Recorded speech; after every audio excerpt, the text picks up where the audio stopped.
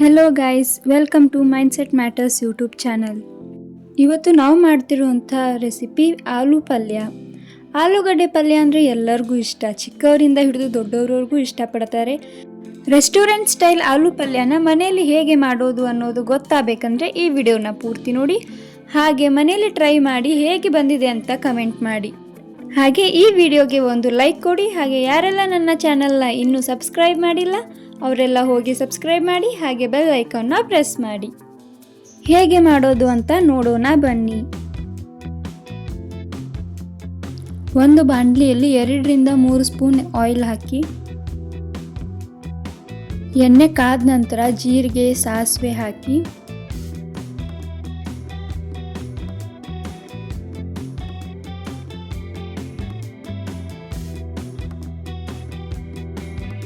ಇವಾಗ ಇದಕ್ಕೆ ಈರುಳ್ಳಿ ಹಾಕೋಣ. ನಾನು 2 ದೊಡ್ಡ ಸೈಜಿನ ಈರುಳ್ಳಿ ಕಟ್ ಮಾಡ್ಕೊಂಡಿದ್ದೀನಿ.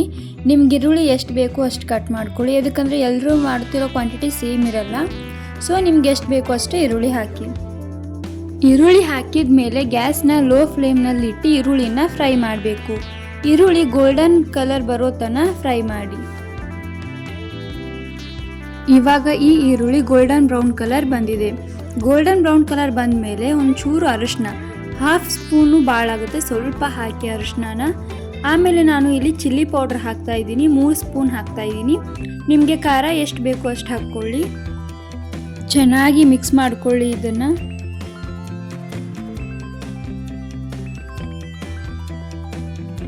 ಇವಾಗ ನಾನು 1 ಚಮಚೆ ಸಕ್ಕರೆ ಹಾಕ್ತಾ ಇದ್ದೀನಿ. ಸಕ್ಕರೆ ಆಪ್ಷನಲ್, ನಿಮಗೆ ಬೇಕಂದ್ರೆ ಹಾಕಿ, ಇಲ್ಲಾಂದರೆ ಬಿಡಿ. ಆಲ್ಮೋಸ್ಟ್ ಎಲ್ಲರೂ ಪಲ್ಯಗಳಿಗೆ ಸಕ್ಕರೆ ಹಾಕ್ತಾರೆ. ನಿಮಗೆ ಬೇಕಂದರೆ ಹಾಕಿ, ಇಟ್ಸ್ ಆಪ್ಷನಲ್. ಸಕ್ಕರೆ ಹಾಕಿದ ಮೇಲೆ ಅದನ್ನ ಚೆನ್ನಾಗಿ ಮಿಕ್ಸ್ ಮಾಡ್ಕೊಳ್ಳಿ. ಸಕ್ಕರೆ ಎಲ್ಲ ಕರಗಬೇಕು. ಅರ್ಧ ಟೇಬಲ್ ಸ್ಪೂನ್ ಗರಂ ಮಸಾಲ. ನಿಮ್ಮ ಹತ್ರ ಗರಂ ಮಸಾಲ ಇದ್ದರೆ ಗರಂ ಮಸಾಲ ಹಾಕಿ, ಇಲ್ಲಾಂದರೆ ಚಿಕನ್ ಮಸಾಲ ಸಿಗುತ್ತೆ, ಅದನ್ನು ಕೂಡ ಹಾಕ್ಬೋದು. ಚಿಕನ್ ಮಸಾಲ ಹಾಕೋದ್ರಿಂದ ಟೇಸ್ಟ್ ಕೂಡ ಆಗುತ್ತೆ. ಇಲ್ಲಾಂದರೆ ಸಾಂಬಾರ್ ಮಸಾಲ, ನಿಮ್ಮ ಹತ್ರ ಯಾವ ಮಸಾಲ ಇರುತ್ತೆ ಆ ಮಸಾಲಾನ ಹಾಕಿ. ರುಚಿಗೆ ತಕ್ಕಷ್ಟು ಉಪ್ಪು ಹಾಕಿ ನೋಡ್ಕೊಂಡು ಹಾಕಿ, ನಿಮಗೆ ಉಪ್ಪು ಎಷ್ಟು ಬೇಕಾಗುತ್ತೆ ಅಂತ. ಎಲ್ಲ ಟೇಸ್ಟು ಸೇಮ್ ಇರಲ್ಲ. ಒಂದಿಷ್ಟು ಮಂದಿ ಉಪ್ಪು ಜಾಸ್ತಿ ತಿಂತಾರೆ, ಒಂದಿಷ್ಟು ಮಂದಿ ಕಮ್ಮಿ ತಿಂತಾರೆ.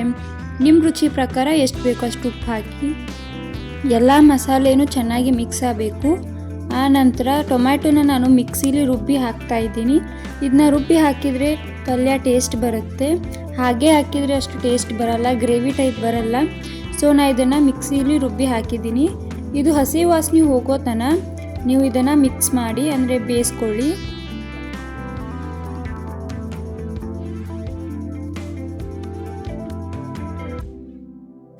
ಹಸಿ ವಾಸನೆ ಹೋದ್ಮೇಲೆ ಈ ಥರ ಸ್ವಲ್ಪ ಕುದಿ ಬರಬೇಕು. ಕುದಿ ಬಂದರೆ ಹಸಿ ವಾಸನೆ ಹೋಗಿದೆ ಅಂತ ಅರ್ಥ. ಆಮೇಲೆ ನಾನು 1.5 ಲೋಟ ನೀರು ಹಾಕ್ತಾ ಇದ್ದೀನಿ. ಯಾವ ಲೋಟ ಅಂದರೆ ಇಲ್ಲಿ ತೋರಿಸ್ತೀನಿ ನೋಡಿ. ಈ ಅಳತೆ ಲೋಟದಲ್ಲಿ ನಾನು 1.5 ಲೋಟ ನೀರು ಹಾಕಿದ್ದೀನಿ. ನಿಮ್ಮ ಅಳತೆ ನೋಡಿ ನೀವು ಹಾಕಿ. ನೀರು ಹಾಕಿದ ಮೇಲೆ ಇದನ್ನ ಚೆನ್ನಾಗಿ ಮಿಕ್ಸ್ ಮಾಡ್ಕೊಳ್ಳಿ. ಮಿಕ್ಸ್ ಮಾಡಿಕೊಂಡು ಕುದಿ ಬರೋ ತನಕ ಇದನ್ನ ಹಾಗೆ ಬಿಡಿ. ಮಿಡಲಲ್ಲಿ ಅದನ್ನು ಸೌಟ್ ತೊಗೊಂಡು ಕೈ ಆಡಿಸಿ, ಅಂದರೆ ಅದು ಸೀದು ಹೋಗಲ್ಲ, ಇಲ್ಲಾಂದರೆ ಸೀದು ಹೋಗೋ ಚಾನ್ಸಸ್ ಇರುತ್ತೆ. ನೋಡಿ ಈ ರೀತಿ ಕುದಿ ಬರಬೇಕು. ಇಲ್ಲಿ ತನಕ ಕುದಿಸಿ. ಕುದಿ ಬಂದ ಮೇಲೆ ನಾವು ಬೇಯಿಸ್ಕೊಂಡಿರೋವಂಥ ಆಲೂಗಡ್ಡೆನ ಹಾಕೋಣ. 2ರಿಂದ 3 ಆಲೂಗಡ್ಡೆ ತೊಗೊಂಡಿದ್ದೀನಿ ನಾನು. ನಿಮ್ಮ ಮನೆಯಲ್ಲಿ ಎಷ್ಟು ಜನ ಇದ್ದಾರೆ ಅದನ್ನು ನೋಡಿ ನೀವು ಆಲೂಗಡ್ಡೆನ ತೊಗೊಳ್ಳಿ. ಕುಕ್ಕರಲ್ಲಿ 2 ವಿಸಲ್ ಹಾಕ್ಸಿದ್ದೀನಿ ಆಲೂಗಡ್ಡೆನ. ಇದನ್ನು ಈಗ ಕುದಿಯೋ ಪಲ್ಯಕ್ಕೆ ಹಾಕಿ ಚೆನ್ನಾಗಿ ಮಿಕ್ಸ್ ಮಾಡಿ.